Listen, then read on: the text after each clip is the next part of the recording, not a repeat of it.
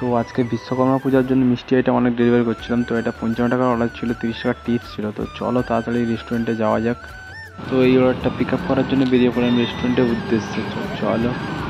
তো সকাল থেকে অনেক কটা অর্ডারে টাকা কম দিচ্ছিলো, তো এখন সেটা আর হচ্ছে না। তো এখানে পৌঁছে দেখি এখনও রেডি হয়নি আইটেম, তো এখনও এখানেও লেট।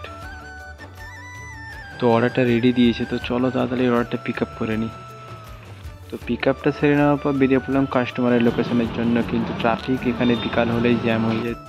তো তাড়াতাড়ি করে আইটেমটা ডেলিভারি করলাম। ডেলিভারি করার পর টাকা দিচ্ছে, এখানেও দেখি কত টাকা দিচ্ছে। তো 56 টাকা দিয়েছি অর্ডারে, 30 টাকা টিপস ছিল। তো নেক্সট অর্ডারটাও টিপস, তো 50 টাকা টিপস আছে, 35 টাকা ট্রিপ পেয়ে আছে। তো চলো তাড়াতাড়ি করে অ্যাকসেপ্ট করে নিই এটাও। তো এই অর্ডারটা পিক আপ করতে হবে লিওনস বার্গার রেস্টুরেন্টে। তো চলো।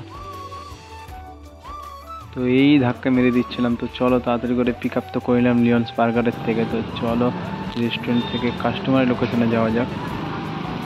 তো গাইস তাড়াতাড়ি অর্ডারটা ডেলিভারি করার পর কত টাকা দিচ্ছে সেটাও দেখতে হবে, কারণ সকাল থেকে টাকা কাটছে।